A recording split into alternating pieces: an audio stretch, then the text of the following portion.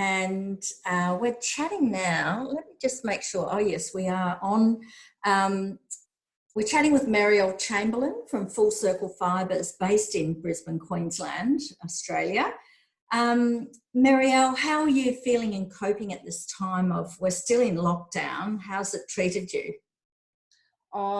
Jane, I'm really fortunate to be able to say I'm actually mostly feeling very grateful, because we're in a position to be living somewhere where we feel really safe.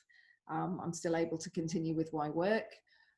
It's provided a wonderful opportunity, even in the face of all this terrible challenge, for people to have a conversation about stuff and things and where they come from and how we are dependent on our supply chains and our systems. So it's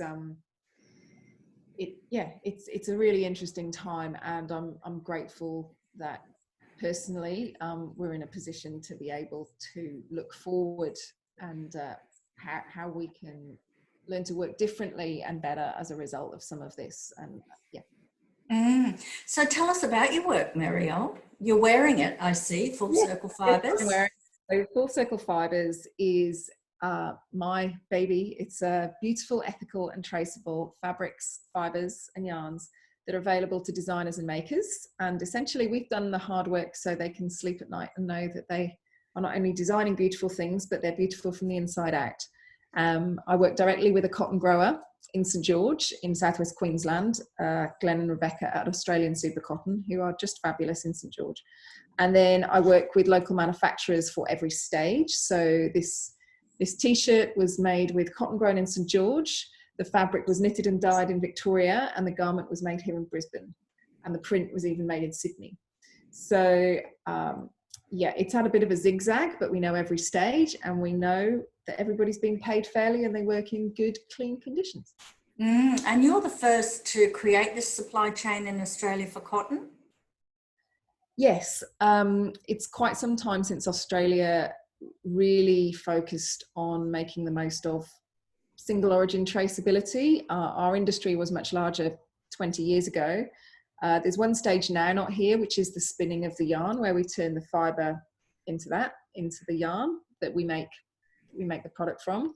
So I'm doing that overseas in the UK in Manchester. But in general, in Australia, our fibres are shipped overseas and end up mixed up in the global supply chain. So I decided that I would like to know where my things come from, and others might too. And it turns out they do. Well done. Yeah. So what are the opportunities that have arisen as a result of, this disruption in the supply chains that we've experienced because of the coronavirus pandemic? Well, I've actually found that I've had more cold contacts than ever before. I think this disruption of supply chains and our dependence on them has caused a lot more people to think about buying local and supporting local. So from that sense, there are designers and brands and makers who have thought, I think my customers are going to want Australian made.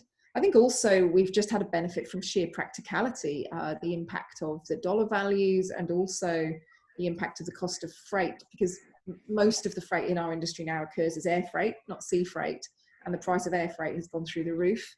So quite straight, my offer becomes even more economically competitive than it did before, and especially in the category of sustainable and ethical fabrics.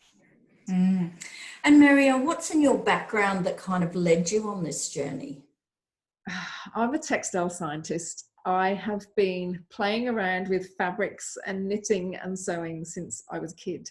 But I am not the best at design, but I am quite a techie nerd, and I studied textile science and then became a professional in supply chain commercialization, quality management and product development. And I did that in the UK, and I've worked in manufacturing countries all over the world and in supply chain, and I've now applied my passion and knowledge together so that I thought, well, I want to be part of a supply chain I could be proud of and sleep at night, and I better create it because no one else is going to, so here I am.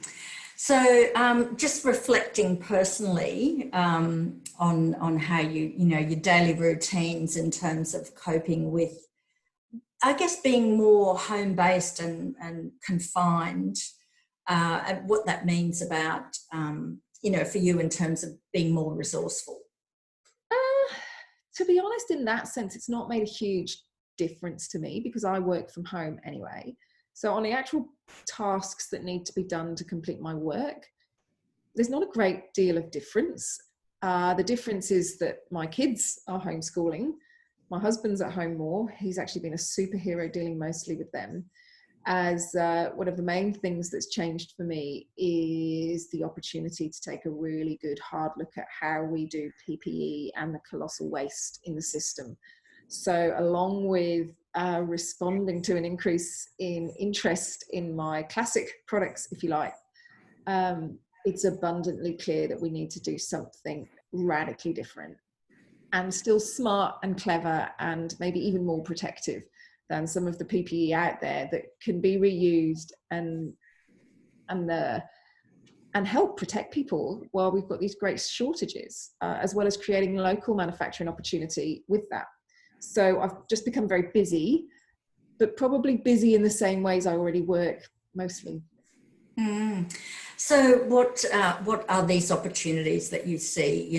Perhaps they're, the economic opportunities as well as cultural and social change on the other side of this. Well, great for me is the opportunity to respond with sampling and orders of product to customers. And it's really quite interesting because the range of markets my products are in are through from craft and really indie sustainable brands and online businesses, which are a lot more resilient at the moment compared with some of the companies that are in bricks and mortar retail that I'm not really directly part of anyway. A lot of the opportunity is online. And then the other side of it is then this opportunity to look at really smart antiviral textiles for protecting people from COVID-19. And I've found some amazing Aussie chemistry. And so we're just waiting on official test results at the moment, but we know it's going to be effective. And just applying my common sense and asking around and thinking, well, gosh, do they really need to be single use? Can we make reusable masks or gowns that aren't just okay, but maybe even better to protect people against this? So this is all my textile technologist coming out. And yes, it's been a big journey working with and contacting lots of different experts in those fields to try and work out if we can reframe how that industry works. Because there was a webinar conducted by Monash Sustainable Development Institute the other day where they did raise the issue of the amount of disposable waste that's coming through with, protective gear, which obviously, people at the front line need, but, there is a significant opportunity there, isn't there? Yeah, and it's a really interesting challenge because our framework for PPE and safety is very much understandably a safety first system. But what's quite fascinating is no one appears in all our pandemic planning and risk assessments and all the rest of it. There's very little formalized contingency, if any. I haven't found any apart from very basic contingency for running out of PPE. Like we have a few protocols around trying to make the single-use PPE go further, but nobody seems to have asked the question of what did we do before single-use and was it effective and could we stand it up again? And if we wanted to stand it up again, what are the protocols or training required around that? And could we supply it, even if just for now? Or where would it be effective and where would we still really need the single-use? So it's really quite incredible in our world of risk aversion, de-risking, matrices for contingency planning, from something as basic as walking kids from the classroom to the park and the paperwork a teacher needs to do for that just in case, through to buying a fighter jet results in massive contingency planning. And yet nobody seems to have formalized any contingency planning for literally running out of single-use PPE and being vulnerable because we don't make any ourselves. And we're currently in Australia standing up the capability to even be able to test to those standards that we buy it to. So it is quite fascinating that in our world of risk aversion, we've managed not to identify and formally think about this risk. Mm. So obviously the pandemic's heightened your awareness of where resources come from and waste. Are there any other examples you have other than that? Well, I think really the thing about it is it's just encouraged people to maybe take a whole holistic look at what do we actually need versus what do we just have a habit of buying. So the other massive impact, obviously, on the industry I'm in is the complete handbrake that's been pulled on the global fashion system. And that is causing an immense amount of good from us stopping the churn of production, but an unfathomable amount of harm to those people dependent on the very, very subsistence cost structure that their lives and their livelihoods depend on. So I hope there's a bit of industry reckoning through this. I don't know that I feel confident that that will be complete, because as we come out already from lockdown, the shops are opening and people are shopping for the things that they bought before.